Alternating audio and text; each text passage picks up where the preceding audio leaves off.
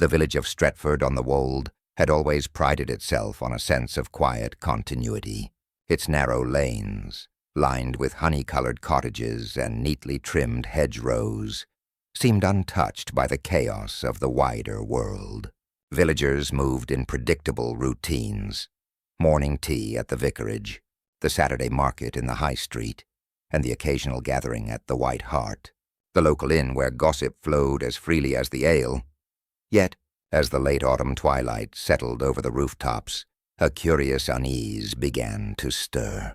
It was Mrs. Geraldine Whitmore's annual candlelit evening, an event that, despite its quaint charm, drew nearly every household of note. Invitations were eagerly accepted. Some came for the promise of a cozy supper, others for the chance to witness the subtle theatrics of Geraldine's elaborate hosting. This year the occasion promised something particularly special: a display of rare candles from distant lands, each one said to burn for hours on end without flickering, their scents mingling in a way that stirred the imagination. By 6 o'clock, the Whitmore estate was humming with polite chatter. Miss Marple, seated unobtrusively near the window, observed the scene with her usual calm attention. She had been invited by Geraldine out of neighborly courtesy, though she seldom sought the limelight. Her sharp eyes, framed by spectacles that perched lightly on the bridge of her nose, flicked from one guest to another, cataloguing gestures, whispers, and subtle expressions. To the casual eye, she seemed absorbed in her knitting. In reality, she was taking mental notes of human nature in its unvarnished form. Geraldine Whitmore herself was in her element. Wearing a gown of soft lavender, she moved through the room like a conductor guiding a delicate symphony. Her husband, Henry Whitmore, a portly gentleman with a neatly trimmed mustache, lingered near the hearth, chatting with a visiting dignitary from London, who seemed more interested in the estate's antique collection than in conversation. The candles had been arranged along the grand dining table, their golden flames dancing like small stars. Guests circled the room, murmuring their admiration, lifting glasses of sherry, and occasionally leaning in to examine the intricate waxwork. There was Miss Letitia Pruitt, whose sharp tongue was only matched by her impeccable taste in hats. Dr. Edwin Carow, a newcomer whose quiet manners often gave him an air of secret knowledge, and Mr. Felix Danvers, a prosperous local merchant with a penchant for subtle flirtation that left many of the village women sighing behind gloved hands. Miss Marple's attention, however, was drawn to a detail no one else seemed to notice. A single candle, tall and pale as ivory, set apart at the far end of the table. It had been placed deliberately on a small, silver pedestal, and unlike the others, it emitted a faint, almost imperceptible fragrance of almond. Oddly, its flame seemed hesitant, flickering as though uncertain of its purpose, yet it remained alight, a lone sentinel in the golden glow. "The midnight candle," Geraldine announced, sensing the subtle tension, "is said to burn until the very stroke of 12. No matter what." She smiled, and the room echoed with polite applause. But Miss Marple noted a fleeting shadow cross the hostess's expression, a hint of worry beneath the practiced cheer. It was subtle, almost imperceptible, yet the experienced observer knew such things never went unnoticed. As the evening progressed, laughter and music mingled with the scent of wax and spices. A harpist, engaged by Geraldine at the last moment, played a delicate arrangement that seemed to underscore the cozy intimacy of the gathering. Conversations flowed, plans for the coming harvest festival, the latest gossip from neighboring villages, and gentle jabs at the occasional foibles of absent acquaintances. Yet beneath this veneer of civility, tensions began to ripple, small and almost invisible. Miss Pruitt cast a barely restrained glance at Dr. Carow, her curiosity piqued by his subtle inquiries into Geraldine's art collection. Mr. Danvers whispered something to a young guest, whose reddened cheeks suggested either embarrassment or fright, and in the kitchen, unseen by most, the staff moved with an unusual briskness, their faces tight with anticipation. Miss Marple, sipping her tea, did not comment. She had learned long ago that human nature rarely concealed anything for long, provided one knew where to look. She noted gestures, the tapping of a finger, the slight tightening of a jaw, the way a glance lingered too long on a silver candlestick. Every movement was a piece of a puzzle, and every person present held a secret, whether they realized it or not. At precisely 10 minutes to 8, the moment arrived that would forever change the night. Geraldine clinked her spoon against her glass, calling for silence.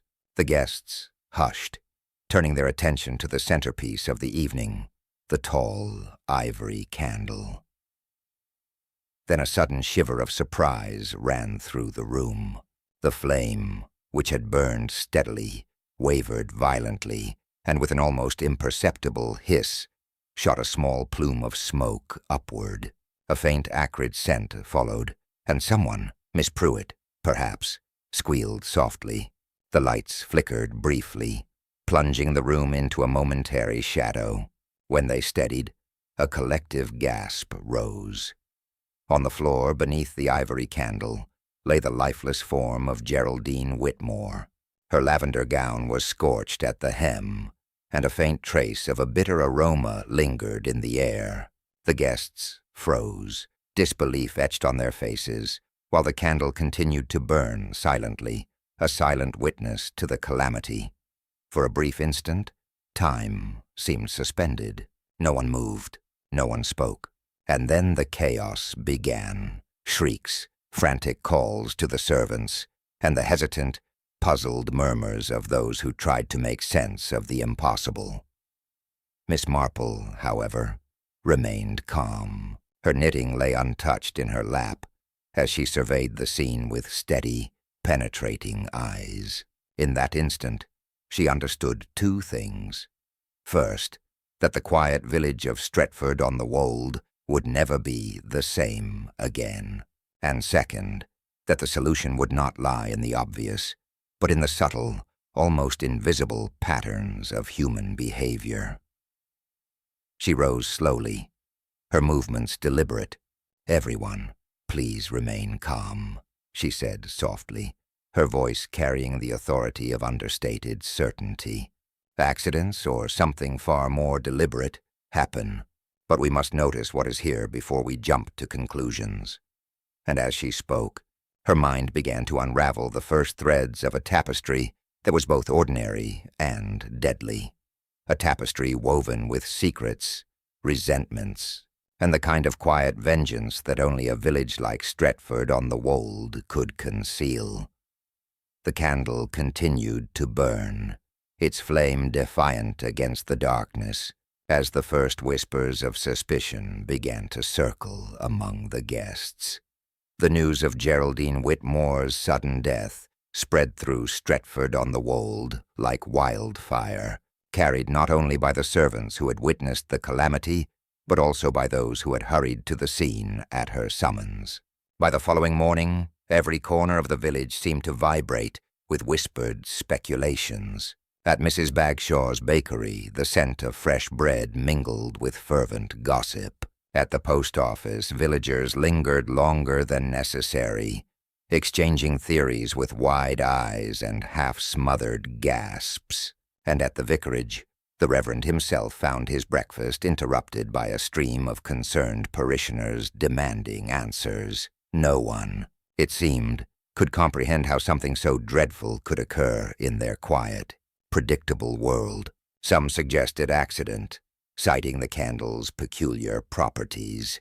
It was bound to cause trouble, said Mrs. Potts, a matronly woman with a sharp chin and a sharper tongue, her hands gripping her handbag as though it were a lifeline. That candle wasn't natural, imported, yes, but cursed, perhaps. Others leaned toward suspicion, instinctively seeking a culprit. It must be someone here. whispered Mr. Linton, the retired schoolmaster, his spectacles slipping down his nose as he peered across the shop counter. How else could it happen, if not deliberate? Even those who were generally calm found themselves drawn into the storm of speculation. Miss Marple, walking quietly through the village square that morning, observed the flurry of concern without comment. She noted the telltale signs of fear and self-interest. A mother clutching her child too tightly, a shopkeeper forcing a cheerful greeting while his eyes darted nervously, and young men whispering to one another in corners, trying to appear casual while their knees knocked together. At the vicarage, she finally paused, exchanging polite words with Reverend Alan Blackwood, whose eyes were rimmed with fatigue. "It's dreadful," he said, "a soul so vibrant, taken in such an extraordinary way, and in my own parish hall, of all places. Do you think it could have been murder?" Miss Marple's lips twitched in the faintest of smiles, a gesture almost imperceptible. "It is possible," she said softly, "though the answer, Reverend, is rarely as straightforward as we would like. People see what they wish to see, often ignoring the subtler details." Meanwhile, at the White Hart, a handful of villagers gathered over early morning ale, debating theories with unrestrained zeal. Mr. Felix Danvers gestured theatrically, convincing a small audience that the candle itself was a weapon of some dark design. A poisoned wick, perhaps, he mused, eyes gleaming with the thrill of speculation, a trap set to ensnare anyone curious enough to linger too long. Miss Letitia Pruitt, sitting primly at a corner table, scowled at the insinuation. "Felix, your imagination runs wild," she said, though her fingers twisted a lace handkerchief tightly. Even as she spoke, however, her eyes scanned the room, searching for someone, anyone, whose nervous movements betrayed guilt. Throughout the morning, Miss Marple moved unobtrusively, listening to every conversation, letting the villagers reveal their fears, resentments, and hidden judgments without realizing she absorbed every fragment. She noted that Dr. Caro had already begun visiting the Whitmore estate, ostensibly to offer his professional opinion, but clearly driven by curiosity. She saw that the young Whitmore cousins, who had been frequent guests at the candlelit evening, whispered furtively among themselves, casting anxious glances toward older villagers who might overhear. By late morning, the village square itself had become a center of conjecture. People gathered in small groups, exchanging overheard statements, each claiming insight that no one else possessed. The postmistress, eager to feel important in this sudden spotlight, declared that she had seen Geraldine moments before the incident, arguing with a stranger whose face she could not clearly identify. "I'd know a dangerous look if I saw one," she proclaimed, as several listeners nodded gravely, taking her words as irrefutable truth. Miss Marple, passing quietly among them, made careful note. The fear of the unknown had already begun to warp perceptions. Even the most honest villagers inadvertently embellished details, assigning motives where none existed. She knew that this phenomenon, the small insular world reacting to a shocking event, often led to the very misunderstandings that made her work necessary. By midday, the local constable, Mr. Harris, arrived to take stock. His approach was formal and procedural, a man accustomed to minor thefts and the occasional tavern brawl, rather than the elegance of murder at a candle-lit gathering. He asked questions in a methodical way. Who saw what? Who might have wanted to harm Mrs. Whitmore? Where had the candle come from? Yet Miss Marple noticed how quickly he jumped to convenient assumptions. He seemed convinced that an accident involving the imported candle was most probable, citing no evidence beyond the unusual properties of the wax. She said nothing, only observed as he filled his notebook with shorthand jottings, already shaping a narrative in his mind that might never align with the truth. Meanwhile, the gossip network expanded, reaching every home in the village by evening. Mrs. Bagshaw informed the butcher, who relayed it to the smithy, who in turn passed it to the school teacher. Rumors became stories, stories became theories, and theories became accusations whispered under breath or over the garden fence. Amid the growing tension, Miss Marple remained an island of calm. She knew that in such moments, people revealed their true natures without intending to. A nervous glance, a too eager clarification, the slight hesitation before answering a simple question, all were pieces of a puzzle, subtle hints invisible to those consumed by fear or indignation. As dusk approached, a subtle air of distrust had begun to settle over the village. The once familiar streets felt unfamiliar, each shadow seeming deeper, every glance loaded with unspoken suspicion. Neighbors who had once exchanged pleasantries now crossed the street to avoid one another, and even the vicar's serene churchyard seemed to hold a whisper of menace. Miss Marple, returning home to her modest cottage on Cherry Tree Lane, paused at the garden gate. She considered the day's events in quiet contemplation. Every villager she had observed carried a story, a motive, or a secret. Some were obvious, some hidden behind polite smiles and gentle manners.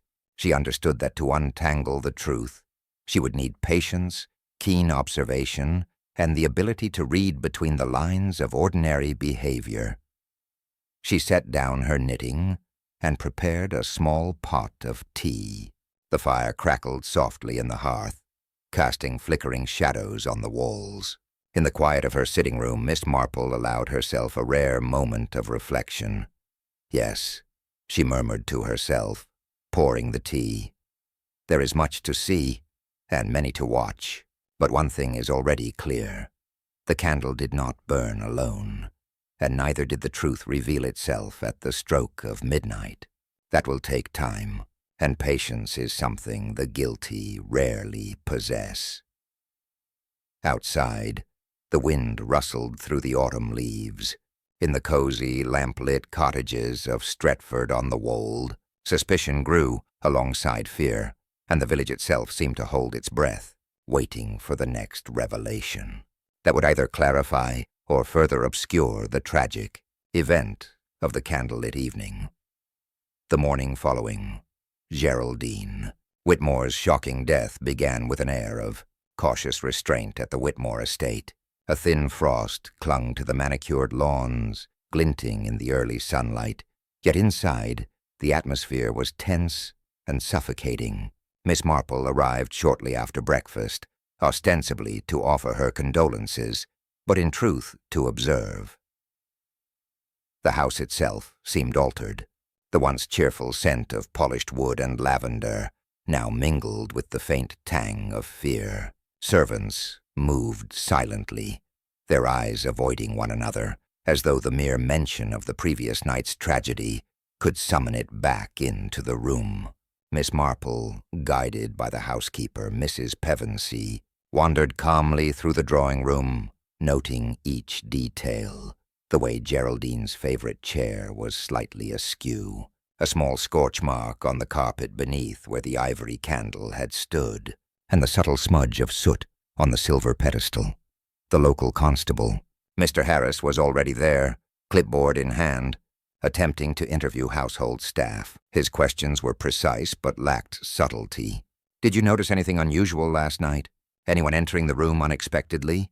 Anything out of place?" he asked, his tone polite but insistent.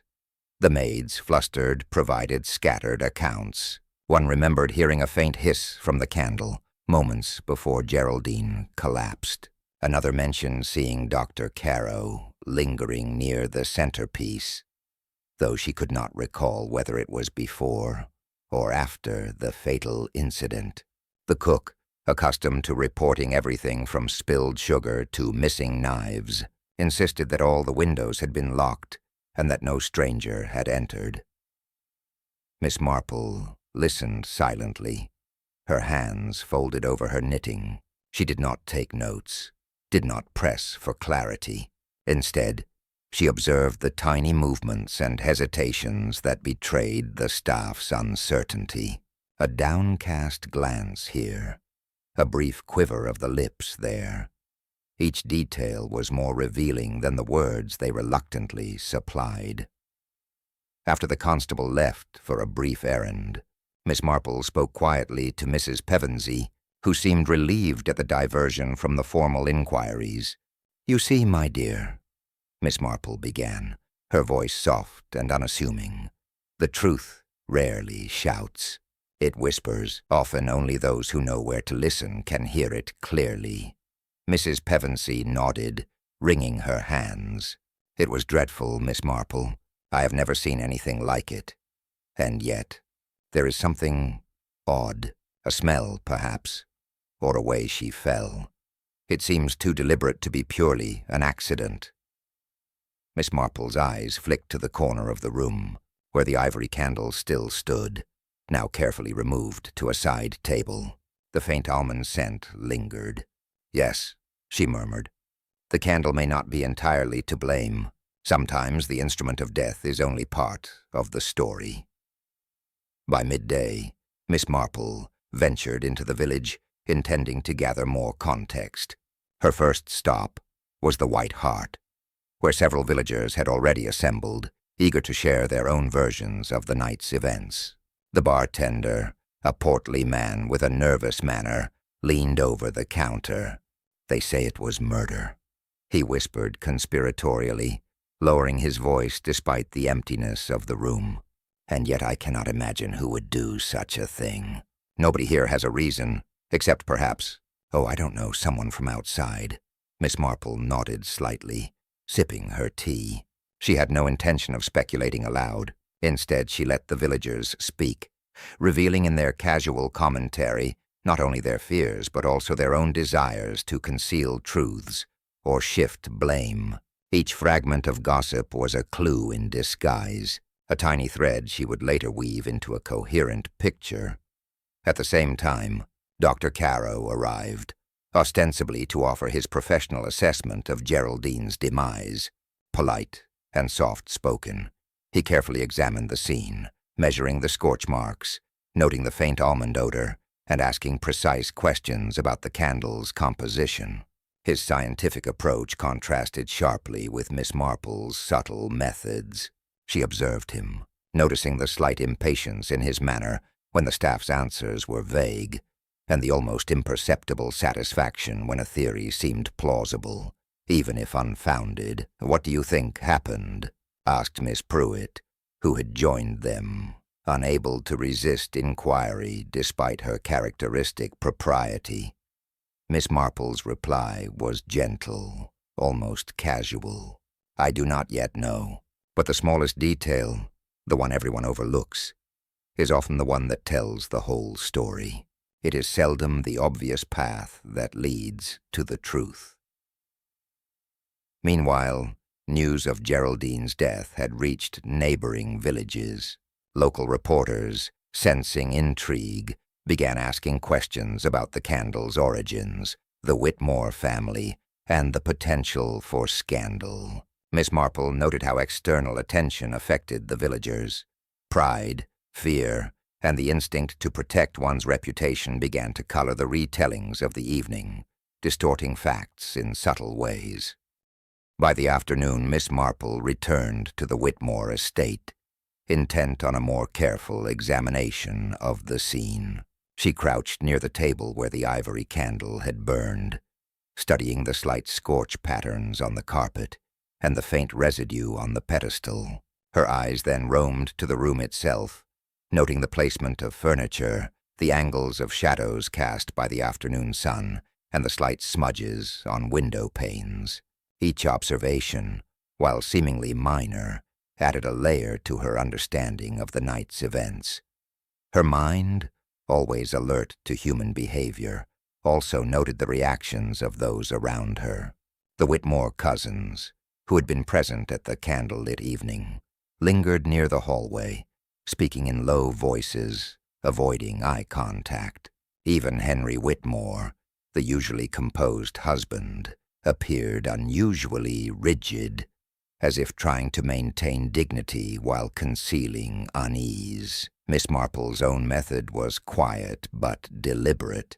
She did not confront anyone directly, did not ask leading questions. Instead, she created circumstances in which the villagers revealed themselves naturally. A slip of the tongue, a fleeting glance, a gesture of nervous impatience. These were the pieces she collected with patience.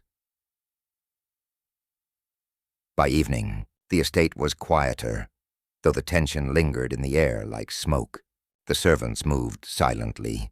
The staff had been discreetly warned to speak only when necessary, and the villagers had begun to disperse to their homes, carrying fragments of rumor that would further weave the intricate web of suspicion.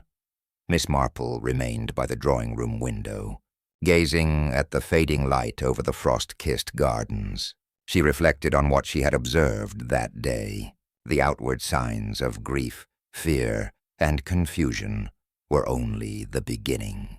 Beneath them lay subtle hints of motive, hidden resentments, and behaviors that might one day reveal the truth.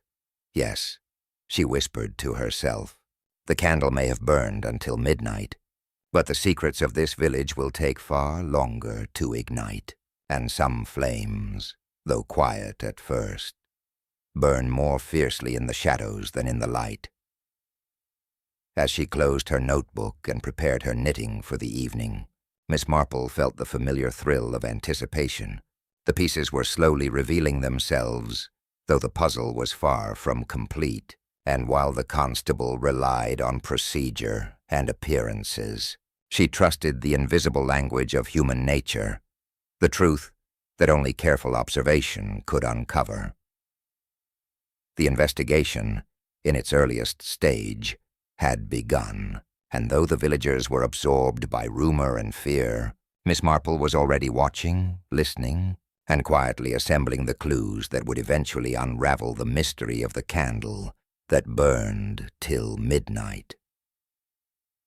By the following morning, the village of Stretford-on-the-Wold had settled into a tense rhythm of suspicion and conjecture. At the Whitmore estate, the investigation was quietly progressing, led with methodical, if somewhat superficial, diligence by Constable Harris, whose confidence in the obvious explanation was growing by the hour.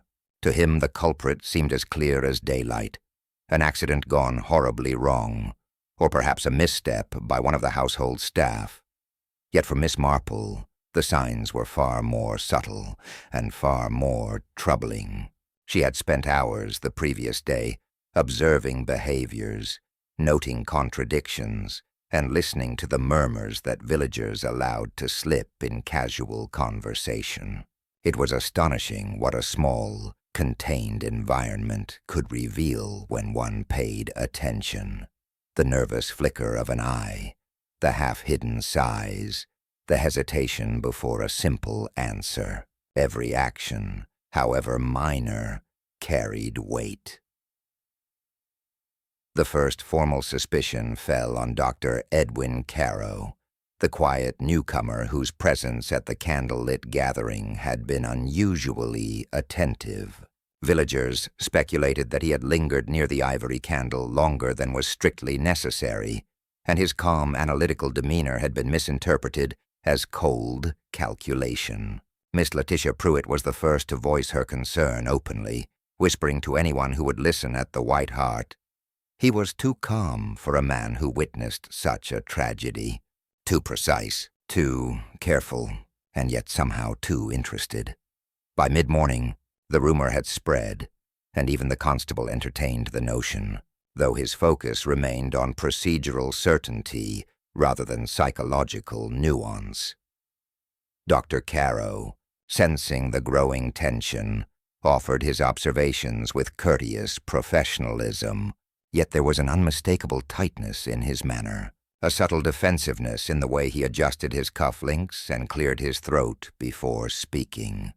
Miss Marple, observing from a distance, noted that his apparent composure masked nothing. It was merely a thin veil over unease. The distinction was subtle, but to her experienced eye, it was as telling as any fingerprint.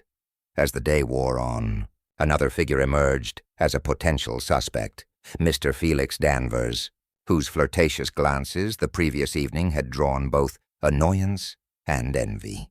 Felix's presence near the ivory candle and his attention to Geraldine's movements had been noted by several witnesses.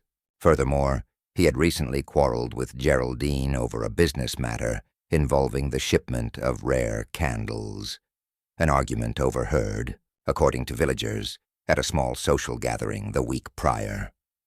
"Of course he had motive," said Mrs. Potts, clucking her tongue while arranging pastries at the market. "He stood to gain from her death, didn't he? Everyone knows about that shipment debacle. One less obstacle, and the profits are his." Miss Marple smiled faintly to herself at the speculation. Motive alone, while necessary to consider, rarely sufficed as proof. Still, she noted Felix's habitual gestures, the way he constantly adjusted his coat, the occasional glance toward doors as if gauging who entered and exited, and the almost imperceptible tapping of his fingers, a nervous tick or a clue of concealed anxiety. In the Whitmore drawing-room that afternoon, Miss Marple observed the household under the guise of casual conversation. The Whitmore cousins had been invited to remain for further questioning.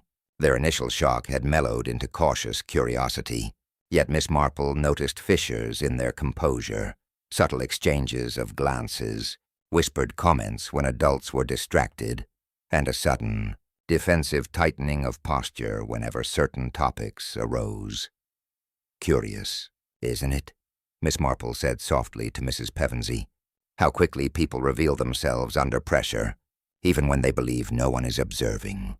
"Yes, Miss Marple," the housekeeper whispered, wringing her hands. "It is as though the house itself remembers everything and shows their secrets to anyone who knows how to watch." As Miss Marple moved quietly through the room, she noted yet another possible suspect, Henry Whitmore, the usually composed husband. He was careful to maintain polite demeanor, yet his eyes betrayed a flicker of irritation whenever the conversation turned toward the ivory candle. He claimed to have been distracted by a discussion with the London visitor in the adjoining hallway, yet small inconsistencies in his account suggested he might not have been entirely truthful. By late afternoon, Miss Marple had accumulated a short list of initial suspects. Dr. Caro for his proximity and unusual calm, Felix Danvers for his recent quarrel and opportunistic tendencies, and even Henry Whitmore for his subtle evasions. But she remained unconvinced by any of these surface-level indications. To her, each person's behavior contained layers of misdirection, deliberately or subconsciously employed, that obscured the real culprit. The constable, eager to resolve the case, began to press formal inquiries.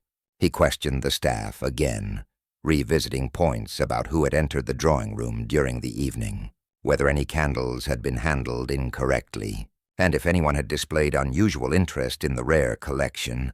Miss Marple observed without interruption. She noticed that some servants, though frightened, revealed a certain reluctance to incriminate anyone. One maid paused, frowning before denying she had seen anything unusual, her hesitation subtle, yet unmistakable. The cook, meanwhile, grew defensive when asked if the candles had been placed incorrectly, insisting on perfection in her work. These small cracks, invisible to the untrained eye, spoke volumes to Miss Marple. She also paid attention to the reactions of the neighbors who came to offer condolences, curious to understand the tragedy firsthand. Their polite inquiries were peppered with subtle judgments and assumptions, each shaped by their own perceptions of the villagers present. One particularly observant visitor, Mrs. Clemens, noted the unusual scent of almond lingering in the room. "Did anyone else notice that?" she asked, innocently, unaware that her observation might provide a crucial clue. Miss Marple made a mental note. As the afternoon waned, Tension mounted in the Whitmore estate. Small arguments broke out among relatives, each accusing another of negligence or inattentiveness. The atmosphere, already heavy with grief, became charged with latent fear and suspicion. Miss Marple, knitting quietly in a corner, listened to the disputes without comment, letting the villagers reveal their true characters through conflict. By evening it was clear that the first wave of suspicion had formed. The constable, relying on circumstantial evidence and appearances, leaned toward Dr. Caro as the most plausible suspect, while Felix Danvers was murmured about in hushed conversations, and Henry Whitmore's small inconsistencies kept him under scrutiny. Yet Miss Marple understood that none of these obvious choices would lead directly to the truth. She rose, her knitting set aside, and gazed toward the flickering fireplace, her thoughts quiet but penetrating. The first suspects are seldom the real ones, she murmured to herself. They are the surface. The truth hides deeper, beneath manners, motives, and misdirection. One must look where the eye does not naturally linger. And so, as night fell over Stretford-on-the-Wold, the village remained unaware that the initial suspicions, though earnest and seemingly justified, were merely the beginning of a far more intricate and carefully concealed story. Miss Marple, ever patient, prepared for the delicate work of observation, knowing that the smallest detail, the unnoticed gesture, would eventually illuminate the path to the murderer. The morning after the first round of inquiries, Miss Marple awoke with a peculiar sense of purpose. There was something in the events of the candlelit evening that had not yet revealed itself, a subtle irregularity that danced at the edge of her consciousness. While the constable focused on the obvious suspects and the villagers whispered theories, she understood that the truth would emerge only in the smallest, most overlooked details. By mid-morning she returned to the Whitmore estate, ostensibly to check on the family and offer her company, but in reality, to examine the room where Geraldine had met her untimely fate. The household staff had been instructed to maintain cleanliness, yet no one had yet disturbed the ivory candle and its pedestal, which now rested carefully on a side table. Its faint almond scent lingered in the air, almost imperceptible, but unmistakable to those with a keen sense of observation. Miss Marple crouched near the pedestal, allowing her sharp eyes to take in the minute details. The burn marks on the carpet were irregular, almost as if the candle had been jostled slightly before it fell. Tiny flecks of wax were scattered in an unusual pattern, not consistent with a simple accidental topple. A careful observer might have dismissed it entirely, but Miss Marple's experience told her otherwise. Her attention then turned to the silver candle holder. While it appeared spotless at first glance, a closer examination revealed a faint smear on the edge, nearly invisible against the polished surface. Miss Marple bent low, scrutinizing it under the diffuse daylight filtering through the lace curtains. The smear was soot-like, but oddly textured, not the result of burning, but of contact with something else. "What curious business," she murmured softly to herself, her knitting needles poised idly in her lap. "So many overlook what is under their noses." Miss Marple's eyes then wandered to the floor beneath the table, where the candle had stood. A nearly invisible scuff mark traced the edge of the carpet, as if someone had shifted weight there, deliberately or inadvertently, during the critical moment. Combined with the scattered wax, it painted a picture of subtle manipulation, a movement designed to appear accidental. Her examination continued along the windowsill, where she noticed a faint smudge on the glass, slightly higher than a servant's reach and too deliberate to be random. Could someone have leaned against it to observe without being seen? Or perhaps it was evidence of a hasty exit. As she pieced these fragments together, Miss Marple reflected on the villagers' behavior in the past 2 days. Dr. Carrow's composure, Felix Danvers's nervous gestures, and Henry Whitmore's subtle evasions, all were significant. But the real story lay not in appearances, but in the interplay between action and motive, and the tiny overlooked actions that accompanied them. Her contemplation was interrupted by a soft knock at the door. It was Mrs. Pevensey, the housekeeper, holding a small bundle of handwritten notes. "Miss Marple, I thought you might want these. They were left on the mantel overnight, by one of the guests, I believe." Curious, Miss Marple took the notes, unfolding the delicate sheets. Each contained brief, seemingly innocuous observations about the candles, the arrangements, and Geraldine herself. Most of the remarks were mundane, but one line caught her attention immediately. "The midnight candle burns differently, almost as if it knows when it is being watched." Miss Marple frowned slightly. The phrase was vague, almost poetic, yet her intuition told her it was more than casual musings.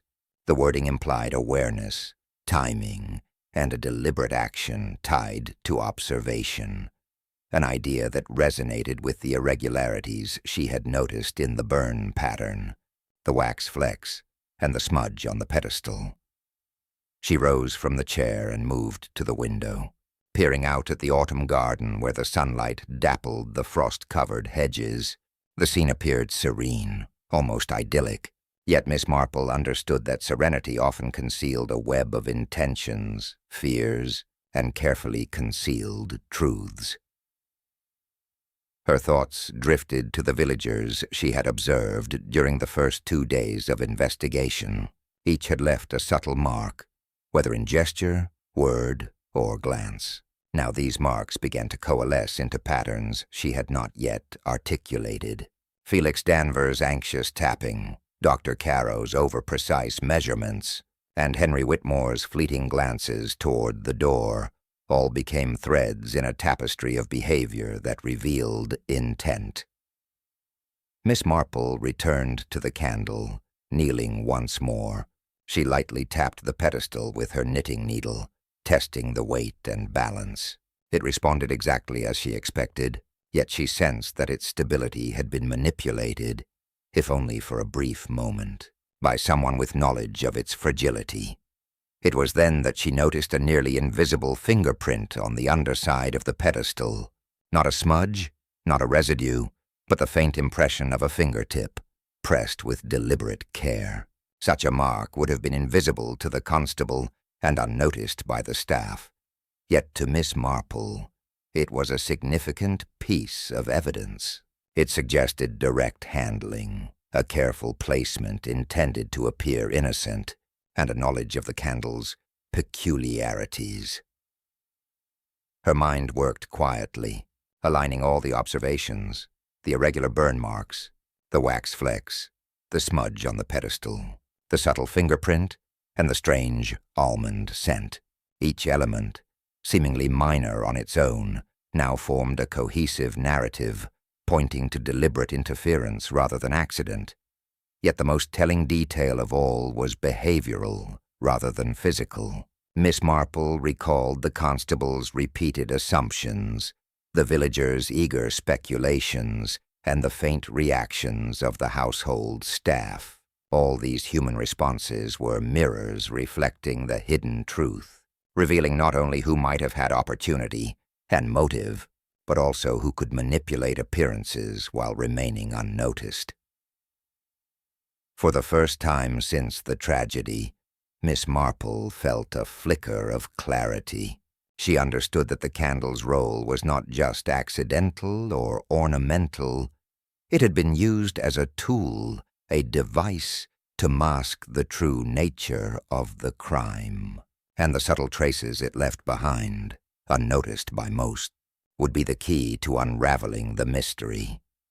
As the sun dipped lower in the sky, casting long shadows across the Whitmore drawing room, Miss Marple sat quietly with her notes, knitting resting on her lap. She felt the familiar thrill of a discovery hidden in plain sight. The hidden clue, small, nearly invisible, yet profoundly revealing, had now presented itself. She murmured softly, almost to herself. The smallest details often tell the largest truths. The candle has spoken, though most are too distracted to listen, and if I listen carefully enough, I shall understand everything. Outside, the village continued its quiet routines, unaware that beneath its seemingly placid surface, secrets were stirring, lies were shadowed in courtesy, and one careful observer was already beginning to unravel the threads that would eventually lead to the murderer. By the following afternoon, the tension in Stretford on the Wold had grown palpable. The initial shock of Geraldine Whitmore's death had shifted to a curious mixture of fear, suspicion, and restless gossip. The village itself seemed to murmur, its cobblestone streets echoing whispers of betrayal, hidden motives, and long-forgotten quarrels. Miss Marple moved quietly through this uneasy landscape, her keen eyes noting subtle expressions and unguarded gestures. Each encounter, however casual it seemed, offered insight into the tangled web of relationships surrounding the Whitmore household. To the casual observer, the villagers' conversations were mundane. To Miss Marple, they were clues, revealing resentments and intentions long buried beneath polite smiles. She first visited Miss Letitia Pruitt, who had invited herself to the vicarage for tea, ostensibly to discuss the tragedy, but clearly motivated by her own curiosity. Miss Pruitt's eyes darted nervously, and her hands fidgeted with the lace of her gloves. "Of course, the whole thing is dreadful," Miss Pruitt began, her voice trembling slightly. "And yet, I cannot help thinking there is more to it than mere accident. Do you not agree?" Miss Marple allowed a faint nod. "Indeed, my dear. Often, when a tragedy occurs, it is not just the visible events that matter, but the hidden currents beneath." Miss Pruitt shivered and lowered her gaze, as if revealing more than she intended. Miss Marple, in her quiet way, noted the small detail of a hand brushing nervously against a ring, a gesture betraying unease or perhaps guilt. Next, Miss Marple visited Dr. Edwin Carow, who sat in the Whitmore library, reviewing notes from the previous day. Though outwardly composed, his fingers tapped lightly on the armrest, betraying impatience. Miss Marple observed him with calm precision. "Dr. Carow," she said softly, "have you found anything that might explain the candle's behavior?" The doctor's eyes flickered briefly, and he hesitated. I am not certain.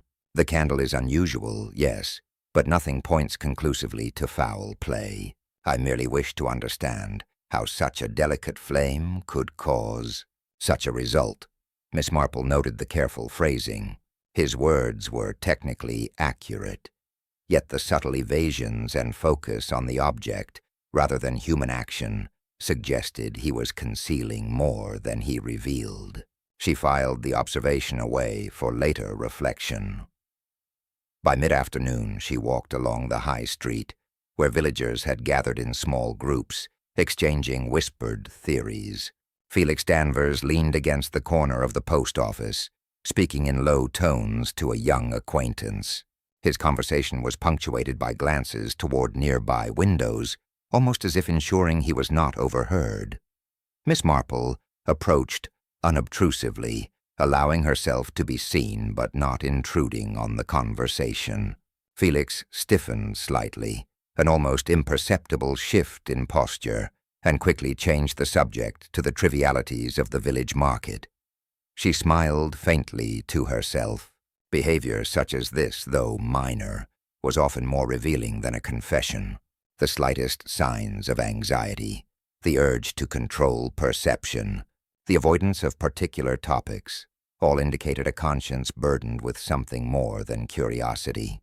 Later, Miss Marple visited Henry Whitmore, who appeared outwardly composed, yet could not conceal a subtle tension in his speech. He spoke with polite restraint, commenting on the staff, the weather, and the state of the garden. Yet Miss Marple noticed tiny inconsistencies. A reference to Geraldine's movements on the evening of her death did not align with the timeline provided by the servants. A glance toward the drawing room suggested lingering worry. "It is curious," Miss Marple murmured to herself, "how even the most controlled demeanor cannot entirely mask an unsettled mind. Secrets, once present, leave their mark." By late afternoon, Miss Marple returned to the Whitmore estate, where a private gathering of villagers had formed in the drawing room. Each seemed drawn to the candle that had caused such calamity. Whether out of fear, guilt, or simple morbid curiosity, the atmosphere was heavy, charged with unspoken accusations and subtle confrontations. Miss Pruitt, seated near the window, could not resist making a pointed comment. "It is odd," she said, eyes flicking toward Felix Danvers, "how some people were so eager to watch Geraldine last night. Almost too eager, perhaps." Felix's jaw tightened, his fingers tapping on the arm of his chair. A low murmur of assent ran through a few listeners, and Miss Marple noticed the careful dance of accusation and evasion. Villagers began to reveal fragments of their histories, grudges long buried, and rivalries that had quietly simmered beneath polite facades. One by one, stories emerged. The Whitmore cousins, who had long felt overlooked by Geraldine, subtly implied resentment at past injustices. Dr. Caro, it was whispered, had once been involved in a minor dispute over property near the village, an argument quietly resolved but not forgotten. Felix Danvers, ever the opportunist, had financial entanglements with Geraldine's family that might have made her death advantageous. Miss Marple listened, absorbing the nuances of speech, the emphasis on certain words and the avoidance of others. Every villager revealed layers of character, some of frustration, some of envy, some of protective instinct. But each layer added complexity to her understanding of who might be capable of the fatal act. The most significant moment came when Mrs. Pevensey, the housekeeper, entered quietly to fetch a tray of tea. In passing, she hesitated by the drawing-room table, casting a quick, almost imperceptible glance at Felix Danvers. Miss Marple observed the hesitation, noting the subtle communication of fear or concern, even when unspoken. As the evening approached, small confrontations emerged naturally. Questions were asked, explanations given, and contradictions revealed themselves. Miss Marple noted that the staff and villagers, though polite, began revealing secrets unconsciously, whether through a sigh, a pause, or an inadvertent glance. Sitting quietly in a corner, knitting in her lap, she reflected. Every interaction, no matter how trivial, contributed to the unfolding narrative. Hidden grievances, long-buried jealousies, and the unspoken dynamics of human relationships were gradually surfacing. The crime, she realized, had exposed not only the opportunity for murder, but also the intricate web of motives woven over years. By nightfall, Miss Marple rose and moved toward the window, gazing out at the frost-kissed gardens of Stretford-on-the-Wold. The village seemed peaceful in the evening light, but she knew appearances were deceptive. Beneath the polite veneer, resentment simmered, suspicions festered, and secrets waited for the right moment to emerge. She murmured softly, almost to herself, "The truth, as always, hides in behavior, in glances, in the smallest details that people believe are unobserved. Tonight, some of those details have revealed themselves, and tomorrow, the next layer will surface. Patience and observation, as ever, are the keys." As Miss Marple retired to her modest cottage, the candle from the previous evening remained a silent presence in the Whitmore drawing-room, a witness to tragedy, a catalyst for revelation, and a reminder that even in the calmest villages, secrets are never fully hidden. The following morning dawned over Stretford-on-the-Wold with an unusual chill. The frost clung stubbornly to the hedgerows, glinting in the weak sunlight, but the village itself seemed more restless than the weather suggested. Rumors from the previous days had taken root, weaving an intricate web of suspicion that grew denser with each whispered theory. Yet even as the villagers speculated, none could have predicted the twist that was about to upend the investigation. Miss Marple, as always, began her day with careful observation. She noted subtle gestures and behaviors as she walked through the high street. Felix Danvers, unusually withdrawn, avoided eye contact. Henry Whitmore lingered too long at the window of the post office, his fingers drumming nervously against the sill. And Dr. Carow, outwardly calm, displayed the faintest twitch at the corner of his mouth whenever conversation turned to Geraldine's death. Each sign, though subtle, hinted at unrest beneath composed exteriors. It was just before noon that the unexpected event occurred. A loud clatter from the Whitmore estate echoed through the village, drawing a small crowd of curious onlookers. Miss Marple, moving with deliberate calm, approached the house. Noting the flutter of panic in the servants' movements, the source of the disturbance soon became clear. A second candle, identical to the ivory one from the fatal evening, had been found toppled in the library, along with a small, carefully folded note. The note, written in neat handwriting, read, "The truth burns in shadow. Look where you least expect it." The villagers gasped collectively. Whispers spread instantly. Another attack? A warning? Or an attempt to mislead the investigation? Mr. Harris, already flustered, scrambled to control the scene, barking instructions at the staff and attempting to restore order. Miss Marple, however, did not rush. She crouched near the fallen candle, noting the patterns of wax on the floor, the angle of its fall, and the faint traces of dust disturbed along the carpet's edge. These small details, overlooked by everyone else, told her far more than the note could. The note itself was peculiar. Its phrasing, deliberate yet cryptic, suggested someone playing with the investigation, someone who wanted to draw attention away from the real perpetrator. Miss Marple's mind, trained to parse behavior as much as objects, considered the possibilities. This act could only have been orchestrated by someone familiar with the house, the villagers, and the constable's investigative habits. Soon, the usual suspects emerged under renewed scrutiny.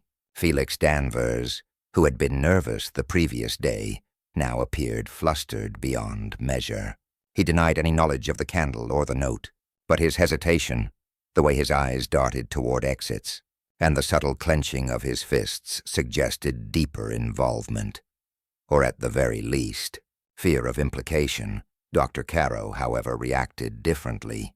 His calmness was almost unnerving. He examined the candle scientifically, noting burn patterns and wax residue with detached precision. Yet there was no trace of panic or defensive instinct. This behavior intrigued Miss Marple. Was his composure genuine, or a mask carefully constructed to mislead observers? Henry Whitmore, too, became the subject of attention. He admitted to having placed some of the library's other candles in the wrong positions during cleaning, but his account of the toppled candle did not align with the observed marks on the carpet. Miss Marple, noting the inconsistencies, filed them carefully in her mind. Yet it was the reactions of the household staff that revealed the most. The maid who had first discovered the candle avoided eye contact and muttered apologies when questioned. Mrs. Pevensey, the housekeeper, observed quietly from the doorway, her hands trembling slightly. Small gestures, a backward glance, a tightened grip on a tray, a nervous sigh, revealed a delicate chain of influence and fear, subtle enough to escape the notice of the constable. Miss Marple's attention then shifted to the note. While others speculated wildly, she examined the folds, the pressure of the pen strokes, and the type of paper. She observed the direction of the handwriting, the slight tremor in the ink at certain points, and the unusual spacing between words. These tiny characteristics suggested someone accustomed to careful deception, but under duress at the moment of writing. As she catalogued her observations, a new layer of tension emerged. A third villager, Mrs. Clemens, who had previously been quiet, suddenly whispered to Miss Pruitt that she had noticed someone lingering near the estate's rear garden the night before, someone who had not been accounted for in previous testimonies. Her description was vague, a shadowy figure, moving cautiously, but it introduced a new variable into the investigation. Miss Marple considered this quietly.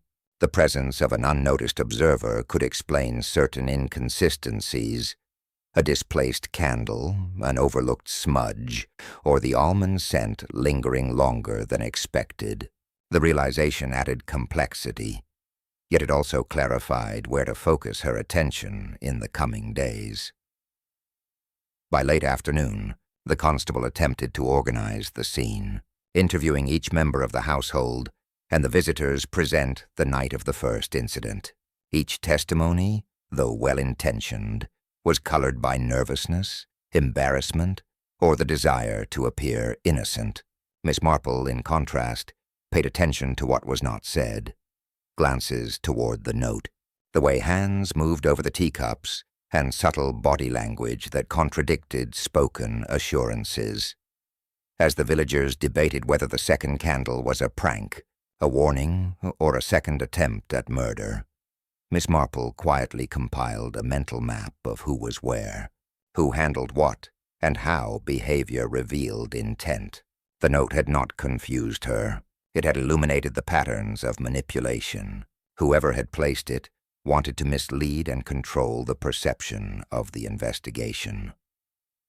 By evening, a small meeting was held in the drawing room of the Whitmore estate. Felix Danvers was unusually pale. Dr. Carrow maintained his unsettling calm, and Henry Whitmore appeared carefully neutral, yet internally tense. Miss Marple, seated quietly in her corner, with knitting in hand, observed the interactions carefully. Subtle expressions, tightened jaws, fluttering eyelids, hesitant gestures, continued to reveal truths that words could not. In that quiet observation, she recognized something critical. The second candle and the note were deliberate distractions, designed to point suspicion away from the true orchestrator of the crime. The twist, while startling to the villagers, had confirmed her intuition that the case was far more intricate than it seemed. As night fell over Stretford-on-the-Wold, the village remained unaware of the depths of deception around them. The first suspicion had shifted, the second candle had appeared, and new variables were in play. Yet Miss Marple, serene and composed, had already begun to see the patterns emerge, tracing invisible lines through behaviors, gestures, and subtle inconsistencies that would soon lead to the truth. She whispered softly, almost to herself as she glanced at the two candles resting in the drawing room. "Ah, so the game has grown more intricate. The shadows deepen, and the cleverest manipulations often hide in plain sight. But one must only watch and wait. The truth, as always, will reveal itself through those too anxious to hide it completely." And with that thought, Miss Marple rose from her chair, her eyes bright with quiet determination. The second twist had come, but she was ready. Patience and observation, as ever, would illuminate the path to the murderer. The day following the second candle incident dawned with a quiet tension that seemed to press upon every corner of Stretford-on-the-Wold. The village, normally tranquil and orderly, was now a network of hushed whispers, suspicious glances, and uneasy courtesies. Miss Marple, however, moved through it with calm purpose. She understood that the final revelation would not come from hurried investigation or forceful questioning, but from a careful psychological test designed to observe reactions under subtle pressure. Miss Marple began her preparations by revisiting the Whitmore estate, ostensibly to offer further comfort to the family. In truth, she intended to set the stage for her final test. The drawing room, still bearing the traces of the toppled candles, was rearranged slightly under her quiet supervision. Chairs were placed in precise positions, and the candles were lit one by one, not for illumination, but as instruments in her subtle experiment. Each suspect was invited separately under the guise of casual conversation. Miss Marple's method relied not on confrontation, but on carefully orchestrated observation, where the individual's behavior would betray guilt without direct accusation. Her first guest was Felix Danvers, who entered with an air of polite confidence that seemed fragile under scrutiny. Miss Marple offered tea and conversed about trivial matters, weather, village events, and household affairs.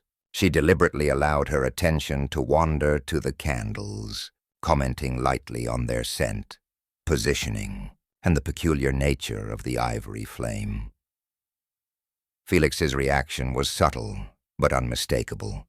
His hands twitched near the edge of the table, and his eyes briefly flickered toward the window as if measuring an escape.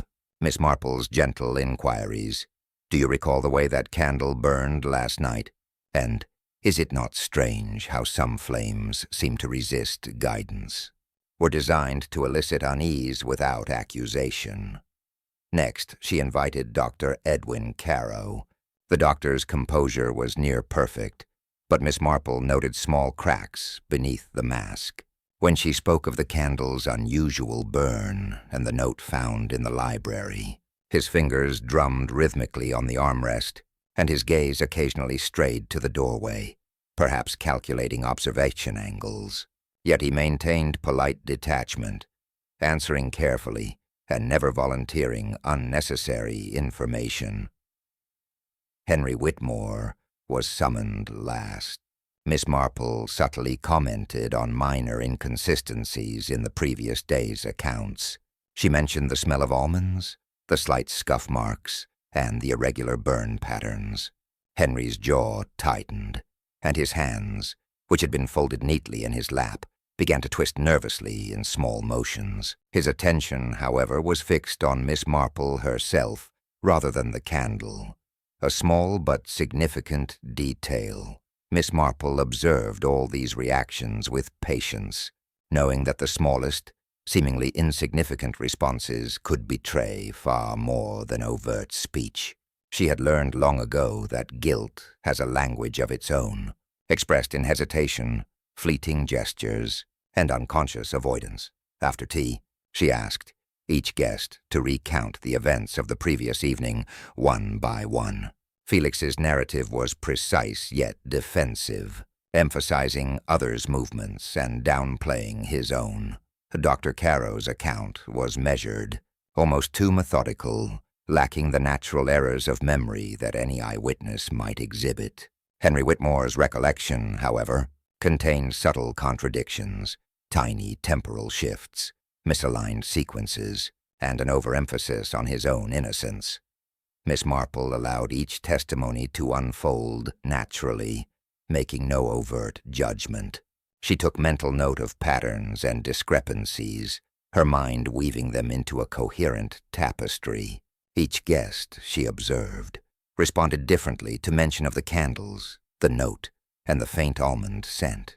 These seemingly trivial references were carefully chosen to elicit subconscious reactions. Then came the pivotal moment. Miss Marple carefully reintroduced the second candle, now positioned deliberately in the center of the room. She spoke casually about its placement. Such an ordinary object, yet it has caused more distress than one would imagine. It burns brightly, yet leaves traces invisible to most. One might think it harmless, but even the quietest flame can speak volumes. The room fell silent. Felix shifted slightly, but remained outwardly composed. Dr. Caro's posture stiffened, though he gave no outward reaction. Henry Whitmore, however, betrayed the first unmistakable sign. A subtle, almost imperceptible blanching of the face, followed by a nervous swallow. His hands, which had previously been folded neatly, twitched involuntarily. Miss Marple's eyes, calm and sharp, captured every detail. She continued, her tone gentle and conversational, never accusatory. Sometimes we believe objects hold only the past we remember, yet they also reveal what we wish to conceal. A candle, a note, a trace of scent. They all speak, if one knows how to listen, and some truths are too persistent to remain hidden indefinitely. Henry's reaction intensified, though still named. He shifted in his chair, glanced toward the window as if seeking an escape route, and cleared his throat. The subtle tremor in his voice when he responded to a question about the candle confirmed what Miss Marple had already suspected. He was concealing something far deeper than casual anxiety could explain. To seal her test, Miss Marple introduced a minor deception. She casually mentioned a hypothetical visitor, an outsider who had supposedly entered the Whitmore estate unnoticed and might have observed the events. While this was untrue, it was designed to provoke a response from anyone who feared exposure. Felix and Dr. Caro reacted minimally, as expected, but Henry Whitmore tensed visibly, his eyes widening ever so slightly before he quickly composed himself. Miss Marple allowed the pause to linger, knitting quietly as if distracted by the yarn. Every reaction, every micro-expression was catalogued in her mind. The psychological trap, carefully set, was yielding results. Those who were innocent revealed nothing, while the guilty, however subtle, betrayed themselves through unconscious cues. By the end of the afternoon, Miss Marple had accumulated enough evidence from behavior alone to narrow her focus. She did not need forceful questioning or scientific proof. The final test had revealed who among the suspects was genuinely disturbed by subtle suggestions of guilt. The candle, the note, and her carefully orchestrated remarks had served their purpose. As evening approached, Miss Marple rose from her chair, glancing calmly at the assembled suspects. She gave no indication of certainty, allowing the weight of observation to settle silently among them. The truth was no longer hidden. She had set the trap, observed the reactions, and allowed human nature itself to speak the final words of confession. Patience, observation, and subtle suggestion, she whispered to herself, her eyes resting briefly on the flickering candle.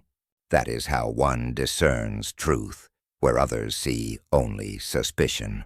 Soon the pieces will fall into place, and the final revelation will be clear. And with that, Miss Marple prepared to move toward the final confrontation, confident that her quiet, psychological test had already exposed the murderer, though the villagers remained blissfully unaware of the depth of insight she had achieved. The evening descended over Stretford on the Wold like a velvet curtain, softening the edges of the village's frost-covered streets. Yet within the walls of the Whitmore estate, tension crackled like a live wire. Villagers, staff, and the key suspects had gathered in the drawing room, ostensibly for discussion, but Miss Marple had invited them under a careful pretense.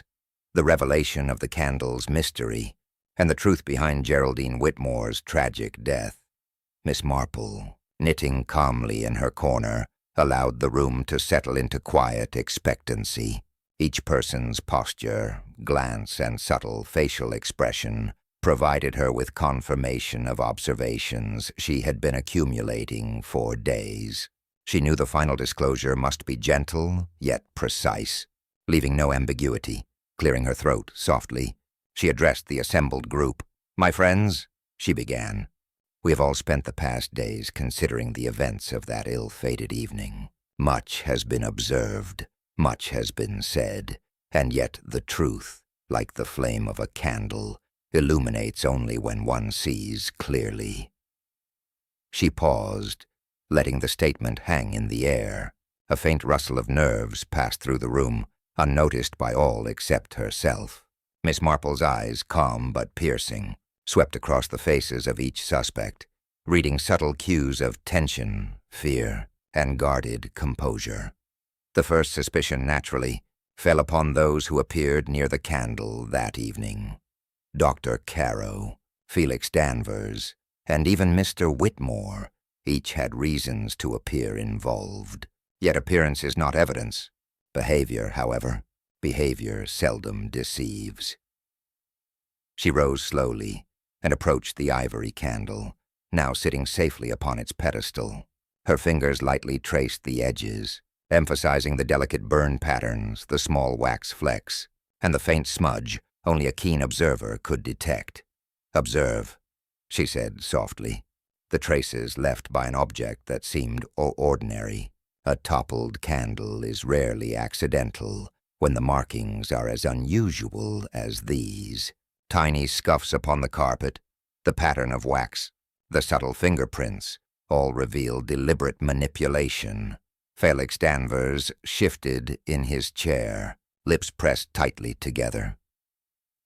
Dr. Caro maintained his calm, professional posture, while Henry Whitmore's hands tightened in his lap, betraying the tension he struggled to conceal. Miss Marple continued. The second candle, and the note placed beside it, were meant to distract. Whoever placed it intended to mislead our perceptions, to focus suspicion on the wrong person. But subtle actions cannot remain invisible to the attentive eye. Every gesture, every avoidance, every hesitation speaks. She turned her gaze slowly toward Henry Whitmore, who suddenly realized the weight of her attention. His composure faltered, his eyes widened imperceptibly, the slight blanching of his face confirming what Miss Marple had long suspected. "It is not enough to appear innocent," Miss Marple said, voice soft but resolute. "One's true self is betrayed by the minutest signs. The twitch of a hand, the avoidance of a gaze, the nervous fidget that cannot be suppressed even by the most practiced mind. In your case, Henry, these signs were plentiful." Henry's lips pressed into a thin line, but he did not speak. The room held its collective breath as Miss Marple outlined the chain of observation that led to her conclusion. The almond scent in the room, dismissed by most, was a deliberate choice. It is subtle, easily ignored, yet unmistakable to those who know it. The burn patterns and wax fragments were arranged not by accident, but by design. The faint fingerprint on the pedestal, pressed with knowledge of its fragility, completes the story. She allowed the room a moment to absorb the words, then continued. "You see, Henry, you attempted to mask intent with composure, to mislead with a carefully constructed facade. Yet you could not entirely control the involuntary signs of guilt. The tension in your shoulders, the slight tremor in your voice, the subtle avoidance of direct eye contact when the candles were mentioned. Each of these betrayed you." Henry finally spoke, his voice low, defensive, but tinged with inevitability. "Miss Marple, I did not mean. It was an accident. She did not have to die." Miss Marple nodded gently, her expression calm and empathetic. "Yes, you did not intend for death, perhaps. Yet the method you chose was both dangerous and deliberate. The candle was used to create confusion, to disguise a confrontation that escalated beyond control. That confrontation, and your actions to cover it, are why Geraldine Whitmore met her tragic end." The room remained silent, the gravity of the revelation settling over every listener. Villagers, staff, and the remaining suspects stared, some in shock, some in relief, and some in quiet acknowledgement of justice revealed. Miss Marple then explained the sequence in meticulous detail, connecting each subtle clue to the ultimate conclusion. The irregular burn patterns indicated deliberate movement of the candle. The wax flecks, scattered oddly, corresponded with a single person's movements during the event. The almond scent, faint but distinct, pointed to a chemical present only in Henry's personal possessions. The smudge on the pedestal, the scuff marks on the carpet, and the faint fingerprint all demonstrated direct handling, not accidental displacement. Henry's reactions to her subtle psychological tests, especially the discussion of the second candle and hypothetical observer, confirmed internalized guilt. Miss Marple's soft but precise explanation left no room for doubt.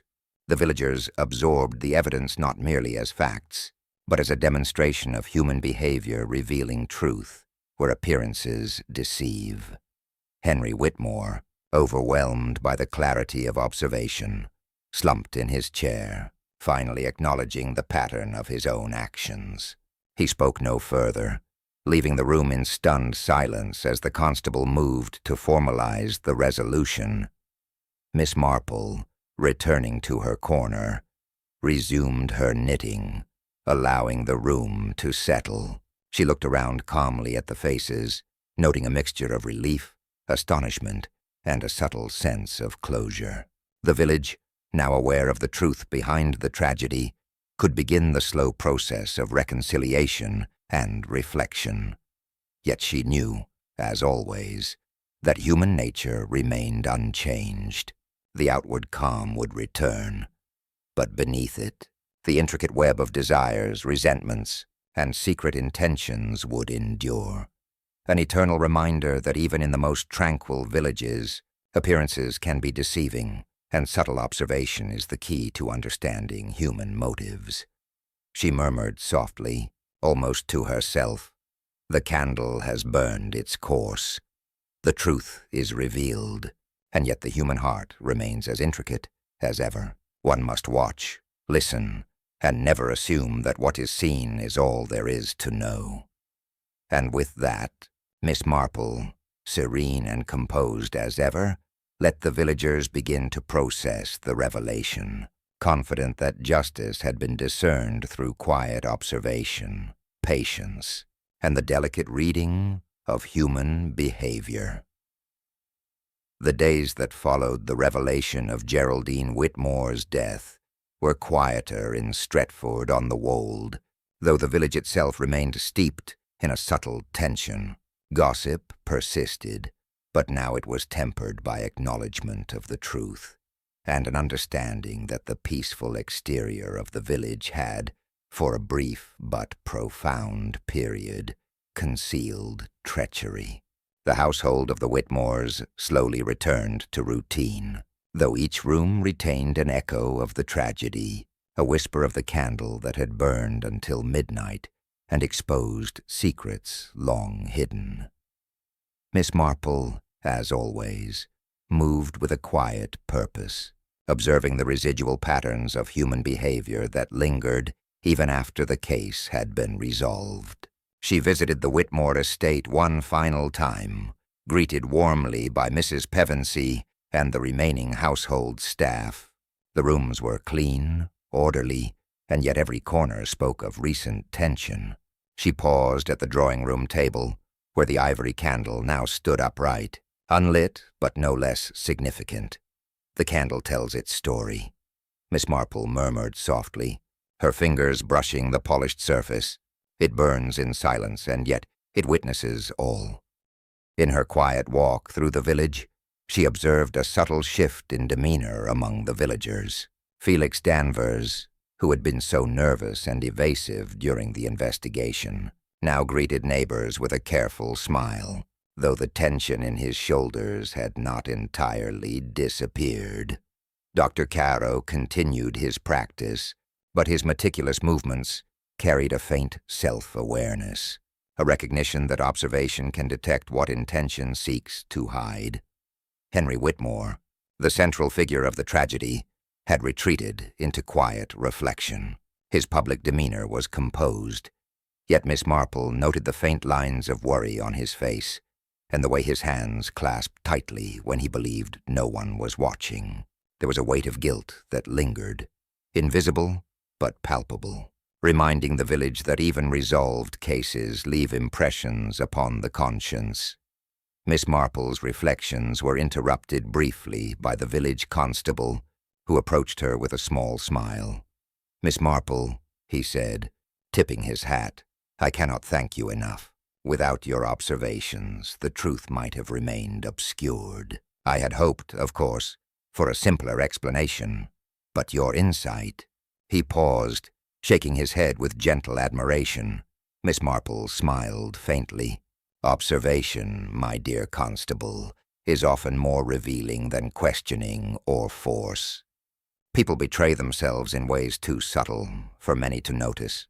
One only needs patience and attention to detail." The constable nodded, tipping his hat once more before moving on, leaving Miss Marple to continue her contemplative stroll through the village streets.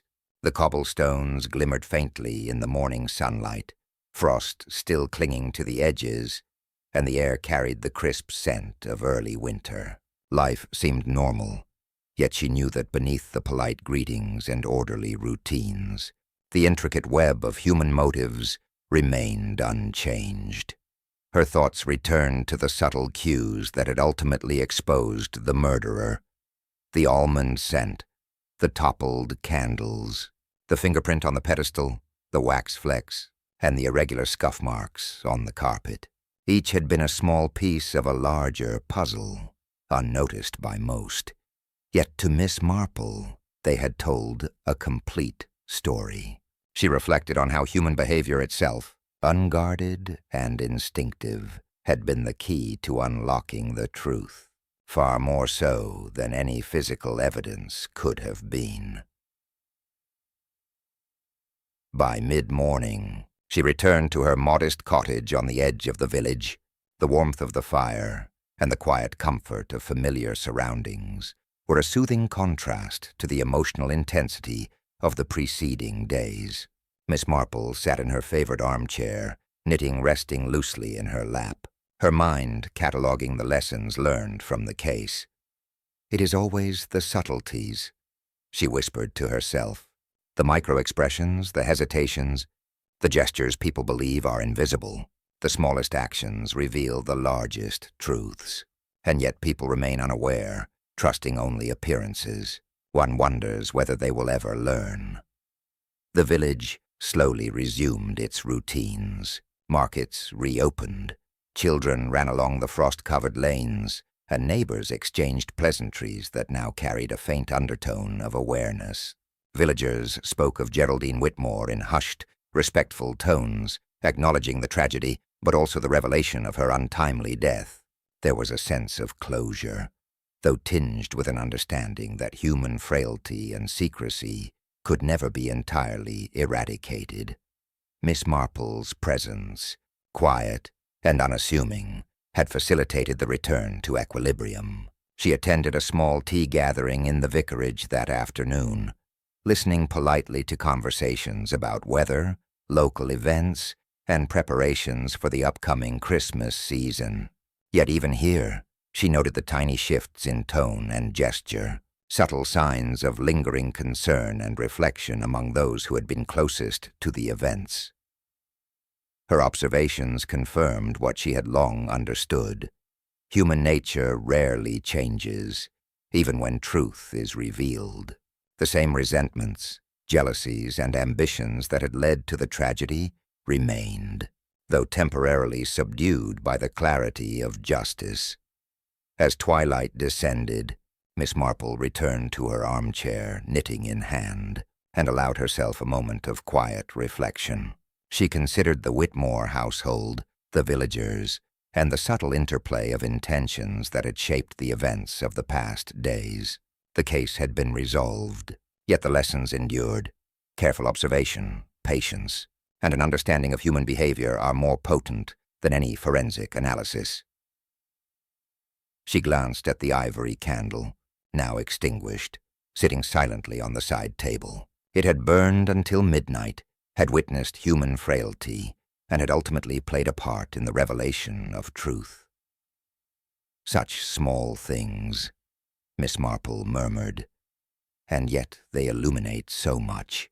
One must always watch, listen, and understand, for the world is never as simple as it seems." In the quiet of her cottage, with the fire crackling softly and the evening shadows stretching long across the floor, Miss Marple reflected on the nature of justice, human complexity, and the unchanging patterns of behavior that reveal themselves to those who are patient enough to notice. The village of Stretford-on-the-Wold had returned to its outward tranquility, but beneath it, the lessons of the candle, the note, and the subtle signs of guilt would remain, silent reminders that truth, though sometimes delayed, cannot ultimately be concealed. And as the night deepened, Miss Marple, serene and composed, set down her knitting and gazed thoughtfully into the fading firelight, knowing that the world, with all its intricacies, would continue. Yet justice, patience, and careful observation would always find their place in it. Even after the case was resolved and Henry Whitmore's culpability acknowledged, Stretford-on-the-Wold did not immediately resume its former serenity. Villagers moved through familiar routines, yet an undercurrent of unease persisted. Miss Marple, ever perceptive, noted it in the lingering hesitations at greetings, the careful avoidance of certain streets, and the subtle guarded expressions that accompanied even trivial conversations. While the overt danger had passed, the invisible threads of human behavior, fear, curiosity, and suspicion remained tightly wound. Miss Marple spent that morning quietly at her cottage, reflecting on the events of the past fortnight. The resolution had been achieved, but the lessons embedded within the sequence of actions, gestures, and unspoken motives were worth further contemplation. She took out her small notebook, an unassuming companion in which she recorded minor details that could later reveal patterns invisible to ordinary observers.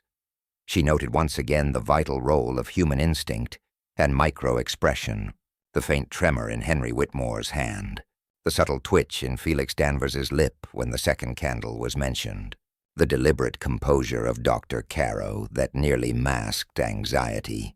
All these fragments of observation had guided her to the truth. Each human reaction, no matter how minute, had significance. Each revealed something about motivation, conscience, and the weight of guilt. To Miss Marple, the murder had been less about the candles themselves, and more about how humans interacted with fear, suspicion, and secrecy. By mid-morning, she decided to walk through the village, intending to gauge the atmosphere and to observe the residual effects of revelation on the villagers. At the market square, she noticed Mrs. Clemens carefully arranging her produce, yet her eyes constantly scanned the surrounding crowd. Even in ordinary activity, Miss Marple observed lingering anxiety, an unspoken understanding that the past days had unveiled truths too potent to forget immediately. She paused by the vicarage garden, watching the sunlight glint on frost-tipped hedges, and reflected on Geraldine Whitmore herself. There had been a life, full of small interactions and private ambitions, now abruptly ended. Her mind traced the threads of the young woman's relationships, noting subtle rivalries, jealousies, and alliances that had ultimately contributed to the fatal outcome. While Henry Whitmore had acted as the instrument of her death, the story was richer and more intricate. Every resident had, in small ways, shaped the circumstances leading to the tragedy. Miss Marple's walk brought her past the Whitmore estate, where Henry now lingered in the gardens, ostensibly to regain composure. From a respectful distance, she observed him alone. noting the tightness of his shoulders and the careful steps he took over uneven stone paths. He seemed to wrestle with the realization that while guilt had been revealed, memory and conscience are not so easily reconciled. The subtle physical manifestations of his remorse, unspoken and yet unmistakable, would likely remain with him indefinitely, a reminder that justice and personal accountability are not always the same. Later that afternoon, Miss Marple visited Dr. Caro in his surgery. Ostensibly to thank him for his cooperation, she observed his habitual meticulousness as he arranged instruments. Yet the faint distraction in his movements suggested reflection. "I trust you find the village calmer now?" she asked softly. Dr. Caro inclined his head, though the shadow of unease lingered. "Yes, Miss Marple, yet one cannot help but think of what might have happened had your insight not guided the constable. We might still be lost in conjecture." Miss Marple nodded, eyes glinting with mild amusement. "It is always a fine line, Dr. Caro.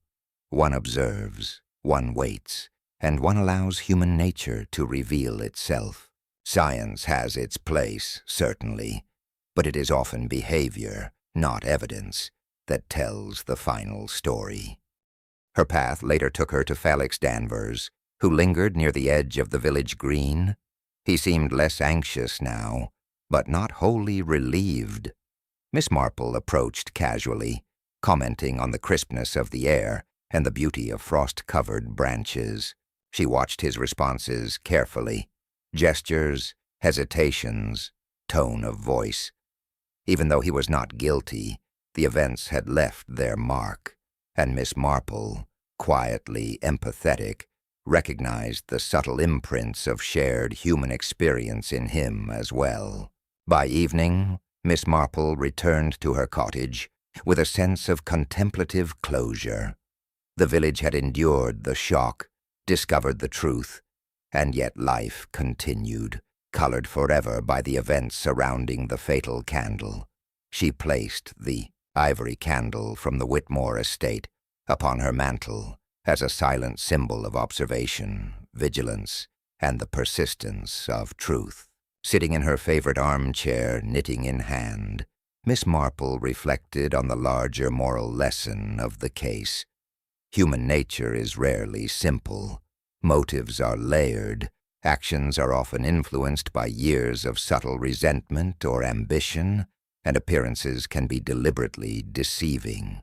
Yet truth remains detectable to those who are patient, attentive, and perceptive. She considered how often she had solved mysteries not through brute investigation, but by noticing the invisible patterns in conversation, posture, and small, instinctive movements. Her mind wandered briefly to the villagers she had observed most closely. Henry Whitmore, wrestling with guilt and self-knowledge. Felix Danvers, learning the quiet weight of proximity to wrongdoing.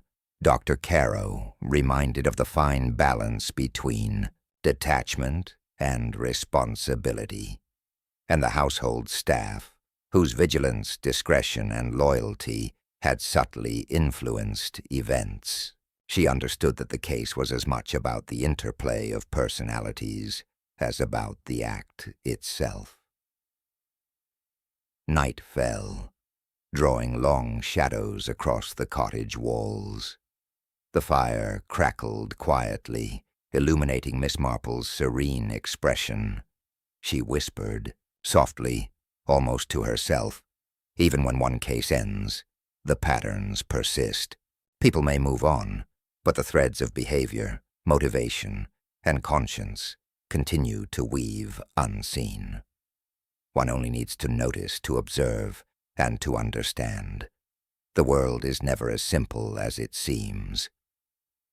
She rose, placing her knitting aside, and glanced once more at the candle on her mantel.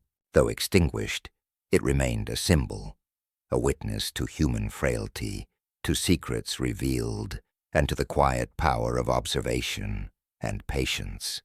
The village of Stretford-on-the-Wold would continue its days, seemingly peaceful, yet forever marked by the lessons of one candle, one night, and one observant mind. In that quiet reflection, Miss Marple understood the enduring truth of her work. Justice is often subtle, perception is powerful, and the smallest details can illuminate the deepest darkness. With a gentle sigh, she settled into her armchair, allowing the soft warmth of the fire and the stillness of the evening to envelop her, confident that the threads of this story had been carefully unraveled, and that the village, though changed, would endure. The early winter sun rose over Stretford-on-the-Wold with a soft glow, casting long shadows across the frosted hedgerows and cobblestone streets. The village seemed, on the surface, exactly as it had before the tragedy. Shops opened. The postman made his rounds. Children played briefly in the crisp morning air. Yet beneath the routine, an invisible shift had taken place. Stretford-on-the-Wold had been forever altered by the events surrounding the ivory candle, the cryptic note, and the subtle but deadly interplay of human motives. Miss Marple, sitting quietly in her cottage with the familiar aroma of tea and the faint scent of the firewood, reflected upon these changes. She had witnessed, with her ever-attentive eyes, how a single event, seemingly small, almost trivial, could unravel the fabric of daily life, revealing the hidden threads of human emotion and behavior. The village was now calmer, yet more aware. Its residents had been reminded of the fragility of appearances, the precarious balance of trust, and the persistence of secrets that even the closest neighbors might hide. She chose to begin her day with a slow walk through the village. Along the high street, she noticed Felix Danvers, who had resumed his morning errands with a more thoughtful demeanor. There was an air of quiet reflection about him. He no longer flitted nervously from task to task, but moved deliberately, aware of his own position in the village web. Miss Marple acknowledged him with a nod, and he returned it with a tentative smile, a gesture signaling both relief and lingering self-consciousness. At the edge of the village green, Dr. Caro tended to the small garden that surrounded his surgery. He worked with precise motions, yet occasionally paused, glancing toward the Whitmore estate, as if recalling the lessons of the past fortnight. Miss Marple observed these pauses carefully, recognizing the subtleties of conscience, responsibility, and human reflection. Dr. Caro had been a steady presence throughout, his calm exterior masking inner awareness of the complexities that human behavior often conceals. Miss Marple then approached the Whitmore estate itself. Henry Whitmore, once so composed and confident in his social standing, now moved with measured steps, his shoulders slightly bowed, his hands carefully placed at his sides. The village had judged him. The truth had been revealed, and yet there remained a profound weight upon him, the weight of understanding that a single lapse in judgment, a moment of impulsive choice, could alter the lives of so many. She entered the estate's garden, where frost glimmered on the trimmed hedges, and the paths were edged with delicate patterns of white. The ivory candle had been returned to its place on the mantelpiece in the drawing-room, now unlit and symbolic. It was a silent witness, not only to the night of Geraldine Whitmore's death, but also to the human tendencies it had exposed: greed, fear, ambition, and the subtle dance of guilt. Miss Marple lingered for a moment by the fountain, her eyes tracing the reflections of the bare trees in the still water. In these reflections, she saw not only the estate, but the village itself, the interconnectedness of its people, and the invisible threads that bound them together.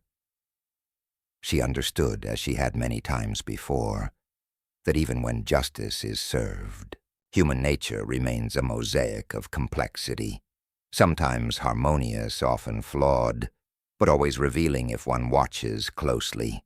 By late morning, she returned to her cottage, where she spent a quiet hour with her knitting, the rhythmic motions allowing her mind to wander and catalogue observations from the past days.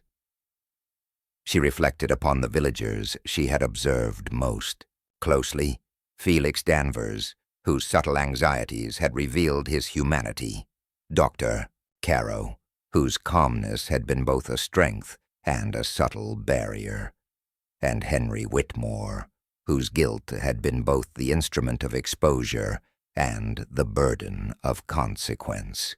Each person had been, in essence, a lesson in the nuances of human behavior, and each had contributed, willingly or not, to the unfolding of truth. Her reflection shifted to Geraldine Whitmore herself.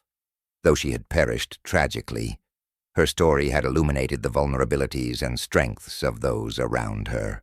Miss Marple noted how the ripples of one individual's life could touch many others, sometimes in subtle ways, sometimes in profound and irrevocable ones. Even in death, Geraldine's presence had shaped the village, revealing not only the darkness of human motives, but also the quiet resilience of truth. As the day wore on, the village continued its return to normalcy. Shopkeepers arranged their goods with renewed care. Children's laughter rang across the square, and neighbors exchanged greetings that carried both politeness and a quiet acknowledgment of the events that had transpired. Yet Miss Marple observed that beneath the cheerful exterior, every villager now carried a faint awareness, a recognition that life is fragile, that appearances can deceive, and that vigilance, observation, and understanding are indispensable. In the evening she returned to her armchair, knitting resting lightly in her lap. The fire crackled softly, casting a warm glow across the room, illuminating her serene face. She thought once more of the ivory candle, now extinguished but still potent in its symbolism. The candle had burned until midnight, exposing hidden motives, illuminating concealed truths, and ultimately allowing justice to be quietly but firmly served. Miss Marple whispered to herself, as she often did in moments of contemplation, even when events seem resolved, the lessons remain. Human nature does not change, but understanding it allows one to guide the path toward truth and justice. Observation, patience, and attention to detail, these are the tools with which the world's secrets are revealed. She allowed herself a faint smile, acknowledging the small but profound victory of insight over deception. The village of Stretford on the Wold would endure, as it always had, shaped subtly by events yet resilient in spirit. Its people would continue their routines, forever touched by the lessons of the candle, the note, and the observant mind that had guided the course of justice. As the final light of day faded and shadows stretched across her cottage walls, Miss Marple settled deeply into her armchair. She gazed thoughtfully into the fire, the soft flicker reflecting the quiet triumph of human perception and careful observation. Outside, the village rested, its streets hushed but alive with stories untold, secrets remembered, and the ever-present complexity of human nature. In that quiet moment, Miss Marple knew, as she always did, the world is never simple. Appearances are always deceptive, and the smallest detail can illuminate the deepest truths. And as she closed her eyes for a brief moment, she allowed herself the calm satisfaction of a mystery resolved, a lesson imparted, and a village transformed, not entirely, but enough to endure.